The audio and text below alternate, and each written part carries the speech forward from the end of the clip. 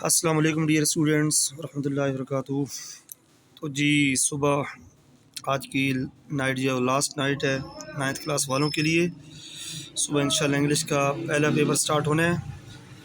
तो इंग्लिश की पेपर के लिए मैं हमेशा सजेस्ट करता हूँ हमदर्द वालों की ये की इसमें पास पेपर मौजूद होते हैं। तो आज जो है वो इंशाल्लाह अज़्ज़ा वजल हम सरगोदा बोर्ड के फ़र्स्ट और सेकंड टाइम के जो पेपर्स आए उनके MCQs अंडरस्टैंड करना सीखेंगे जी।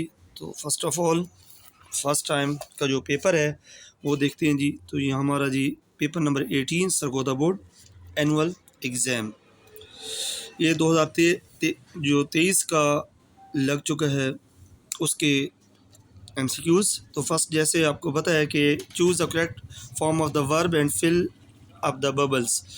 तो यहाँ देखें जी, he dash back next time. तो अब इसमें जो correct form of the verb जो है वो है इज़ कमिंग।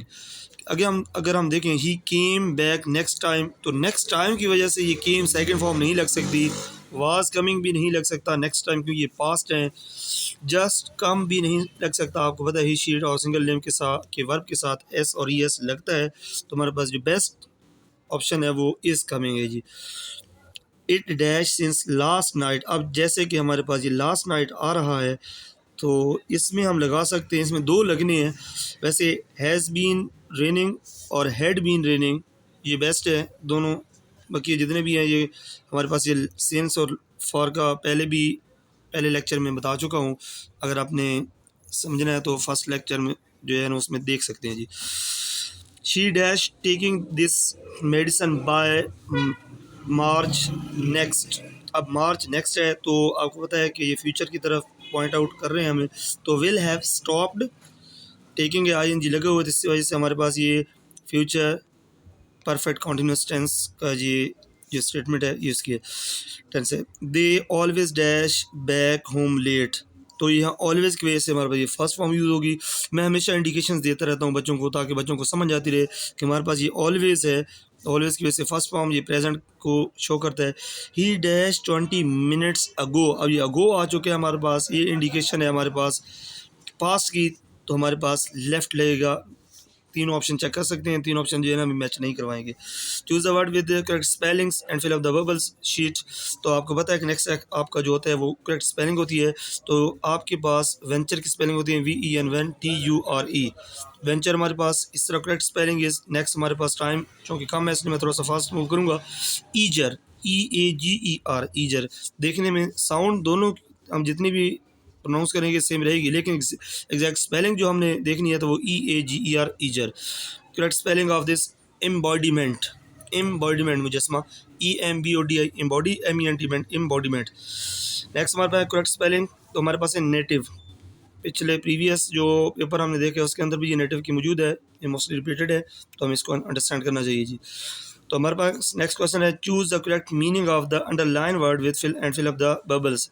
रीप या राइप भी पढ़ते हैं इसको, मीन मेच्योर, राइप होता है मेच्योर, रॉ नहीं होता, इमेच्योर भी नहीं होता, डीप भी नहीं होता।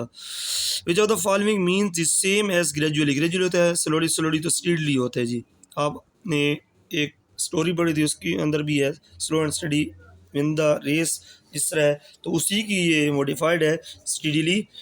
पैगन डिसबिलीवर, ये आपका फर्स्ट इंग्लिश का जो लेसन है उसके अंदर मौजूद है नबी करीम सल्लल्लाहु अलैहि वसल्लम के लेसन के अंदर जी। ओवरवेलम्ड मीन्स आपको चेयर इफेक्टेड बाय डीपली होता है। यहाँ जैसे आप वेलकम करते हैं किसी को तो ओवरवेलम मीन के डीपली इफेक्टेड होते हैं, आप उससे मुतासर होते हैं तभी आप उसको वेलकम करते हैं। पॉपिंग एक साउंड है, अपीयरिंग है जैसे कि अचानक से आ जाना। Next, choose the correct option according to the grammar and fill up the bubbles. अब आपके ये ग्रामर के हिसाब से होगा ही made the people work. Work आपको पता है कि फर्स्ट फॉर्म है तो ये इन्फिनेटिव है।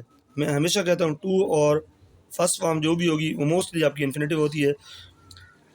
He led a life devoid of blame, अब ये हम देखें तो एडजेक्टिव है क्योंकि किसी के ऊपर आप ब्लेम लगा रहे हैं तो, लेकिन ये एडजेक्टिव फ्रेज बन जाता है जब भी आप डबल जैसे कंपाउंड होता है उसी तरह डिवाइड ऑफ, लेकिन इसके अंदर पोजीशन भी यूज़ होती है, इस वजह से हम एडजेक्टिव फ्रेज कहते हैं इसको जी। नेक्स्ट है, if they arrive late they will miss the bus. अब यहाँ देखें तो टाइप 1 है क्योंकि यहाँ आप देखें तो ये प्रेजेंट इंडेफिनिट है तो नेक्स्ट श्योर है कि आपका फ्यूचर इंडेफिनिट होना चाहिए। तो ये टाइप 1 है। Can is a modal verb, ये आपके मॉडल वर्ब्स मौजूद हैं। एब्सोल्युटली, नेक्स्ट आपका absolutely is a transitional device of emphasis, मतलब कि एब्सोल्युटली होता है एम्फेसिस, जब आप किसी पर जोर दे रहे होते हैं। तो ये हमारा था पेपर नंबर 18।